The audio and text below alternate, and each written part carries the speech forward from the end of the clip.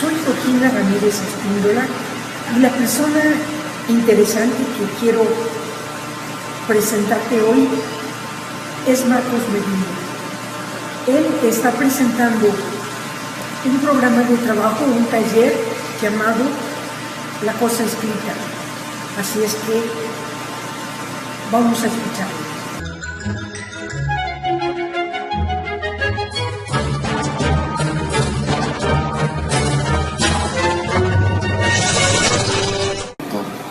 No empecé con una formación infantil cerca de la literatura. Y ya de grande me di cuenta que era muy importante leer, desarrollar la imaginación con historias sencillas. A veces diciendo... Tenerle miedo a los monstruos que hay en los libros y vencerlos con los mismos héroes que hay en los libros. A veces dice uno, si yo hubiera aprendido esto cuando era niño... Perdón, ahí te lo dejo ya aprendido, Marco. Gracias. ¿Sale? A lo mejor de ahí viene, ¿no? Sí, el asunto es que yo empiezo a estudiar filosofía y los ejemplos más complejos que puede dar un filósofo, y hablo no de mis profesores, sino de los textos a los que yo me acercaba, los ponían con referencias a Goethe, de Fausto, o alguna princesa, o algún personaje dentro de la literatura contemporáneo del escritor. Entonces me veo en la penosa necesidad, y digo penosa no porque sea malo, sino porque demasiado tarde, a buscar esas referencias, a buscar a esos personajes, a buscar por qué hace un pacto con el diablo y por qué se opone, y no de manera simple, sino de una forma filosófica en la literatura. Y digo, ya es demasiado tarde para que yo me acerque a estas cosas. Sin embargo, bueno, leer visto desde una forma más como justificación, pues nunca es tarde para empezar a leer. Pero que mejor es que si yo no tuve la oportunidad de empezar de niño, pues muchos sí tengan esa oportunidad.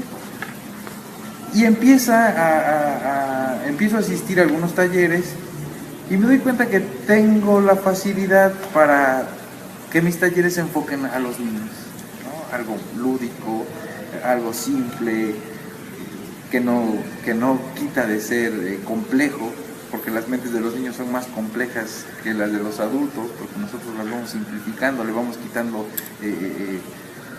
O nos absorbemos menos, ¿no? Los niños lo entienden de un tirón y piden más. En ejemplos, por ejemplo. No nos complicamos. Esto está bien y esto está mal, punto. Así lo aprendí y no me voy a detener a explicar por qué. Y los niños no. Esto está bien y esto está mal, pero ¿por qué? Y le explica a uno con palabras técnicas y no entiende. Pon un ejemplo de tu vida. Profe, me han dicho, ¿y usted cómo lo hace o cómo hace esto para que sea bueno? ¿Por qué es bueno comerme las verduras? Si puedo comer dulces, igual me lleno. Tiene lógica su argumento. El asunto es que como adulto, pues debo entonces explicar, no sé, alguna situación química, alguna situación orgánica, para que el niño le entienda. Y qué más ayuda tenemos que echar mano de los libros. Pues yo no sé, pero te lo voy a explicar con un libro. Entonces así empecé con esas cosas que yo nunca imaginé que con el ejercicio de explicar determinadas cosas terminaría desarrollando talleres para niños.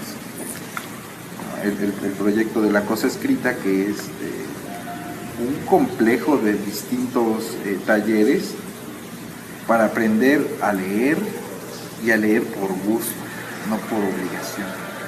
Y eso implica que lean pues lo que cada quien quiere, ¿no? Conforme se desarrolla, pasa un tiempo, entonces yo empiezo a traer libros y escojan el que más les guste, léanlo. Si no les gusta, si sienten que no entienden, cámbienlo. No se forcen a leer a la fuerza algo que no les gusta o que no lo entienden. Cambien por otra cosa. Ya encontrarán un tipo de textos que vayan con cada quien. Entonces eso les agrada, que no hay una imposición de vamos a leer esto a la fuerza, y se acabó. Uy, por algo se empieza, ¿no? Claro, y entonces yo empecé cuando empecé así a inclinarme a los textos literarios, los cuentos, me volví fan de los cuentos. Dentro de la literatura lo que a mí me cuesta acercarme y más por la complejidad que encierra cada escritor es la poesía, ¿no? Así como que no le tengo miedo, pero sí determinado respeto, porque implica un conocimiento previo de muchas cosas. Y transmitir eso, pues tú enfréntate al texto. Ya el texto te pondrá los retos que debes vencer para poder entenderlo y vivirlo en el mejor de los casos. De cualquier manera el arte es, digamos, interpretado de diferente manera por cada quien. Sí, cada quien interpreta. Esa es una maravilla fantástica, que conforme crecemos nos volvemos, hacemos un estándar en la forma de pensar y de interpretar la realidad. Los niños no, porque en una mancha, en un papel o en lo que sea, pueden ver la lágrima de un monstruo o pueden ver el error de un artista. Oye, pero ¿dónde está el monstruo? No, es que el monstruo está arriba y solamente está aquí la lágrima.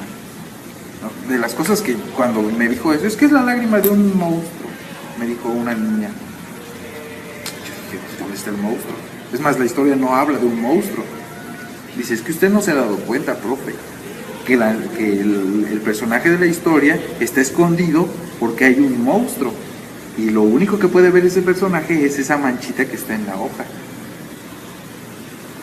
Yo dije, pero pues esa es otra historia que tú te inventaste, pero vale la pena, porque está haciendo que no pierdas tu creatividad y se desarrolla. Y es Cualquier interpretación es válida. Claro, en el caso de textos libres, sí, cualquier interpretación es válida. Cuando es un texto científico que incluyo a lo largo del taller determinados tipos de textos, ¿no? Y unos de los que no se prestan a interpretaciones varias son los textos científicos. El científico, el químico, el biólogo, el filósofo, lo que sea, está diciendo esto y hay que tratar de entender lo que él está tratando de explicar. Ponernos en sus zapatos. Claro, y investigar tantito. Entonces eso se presta a buscar soluciones, a buscar explicaciones adecuadas al texto que se está leyendo.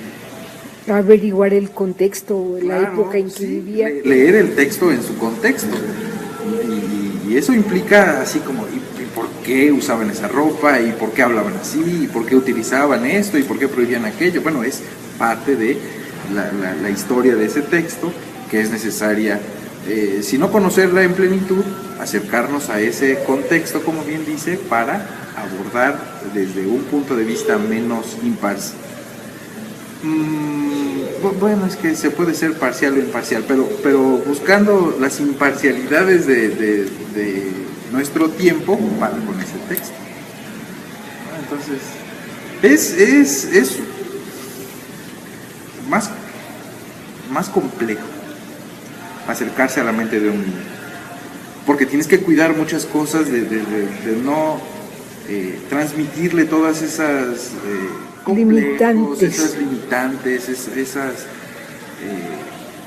no sé, serie de barreras que como adultos se van poniendo y que el niño o la niña expresan de una manera tan libre, tan simple y a veces mejor que cualquier experto en muchas otras cosas. Es agradable ese aspecto. No sé, también para acercar a lo largo del desarrollo del proyecto vamos abordando, ¿no? El cuento, inicio con el cuento porque atrae con más facilidad, se entiende pues hasta cierto punto más fácil. El problema es cuando hay que explicar algún asunto psicológico o antropológico. Me detengo así poco para explicarlo y continuamos. Luego de eso entramos un poquito a la poesía, desde los haikus, ¿no? Como se trata de niños, bueno, a ordenar con sílabas 575 y armar un haiku, una pequeña poesía o un verso. Es una manera de iniciar. Igual porque es complejo, ya desde ese punto empezamos a medir un verso, ¿no? Hay que poner 5 sílabas y luego 7 y luego 5, pero que todas tengan sentido, que a la hora de leerlas te digan algo. Y poner a un niño a que se quiebre el coco con la métrica de la poesía, aún con 17 sílabas, pues es asunto complicado. Tienen que buscar sinónimos, claro, tienen que medir. Y regularmente lo que yo les digo es, piensen en lo que su mamá les dice. A ver, tu mamá, ¿qué te dice? Pórtate bien por esto o por aquello, busca. Y entonces acomoda. Escucha los consejos o recuérdalos y entonces organízalos en una frase. O quieres decirle unas palabras bonitas a tu mamá o a un amigo o de tu muñeca y se arman cosas sencillas pero sumamente complejas, ¿no? Por el proceso que hay que seguir. Y luego entramos al asunto de la novela, que ya es algo más desarrollado en cuanto a la extensión. Y entonces cada quien va seleccionando. Igual con los cuentos, seleccionan un librito de cuentos o un cuento y hay que leerlo. Las poesías también, que es lo que menos se lee. No sé si tenga que ver con la serie de limitantes que yo ponga inconscientemente, pero yo siempre ofrezco, ¿no? Y el tiempo que le dedico a cada apartado es y luego a la novela, a estudiar un poquito escenarios, porque está más explicado, porque es más extenso. Y luego nos detenemos de allí mismo, de una novela, a extraer diálogos. ¿Para qué? Para convertir el asunto que ya venimos trabajando en el desarrollo de una pequeña obra de teatro. Pero lo interesante de allí es el diálogo. Vamos a quitar al narrador del camino y vamos a hablar ahora solamente de los personajes. Tú te vas a imaginar el escenario y demás y lo vamos a crear. Y es un apartado totalmente distinto a todo lo que se venía desarrollando. Y ya luego se busca juntar o acumular todos los textos, porque en el proceso yo les voy diciendo, pues escribe.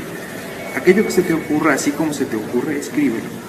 Cuidando, estudié Derecho, y entonces cuidando los derechos de los autores, ¿no? Si te vas a inventar una historia, cuida que los personajes que vas a utilizar no los haya utilizado otro. Inventa los tuyos, ponles un nombre,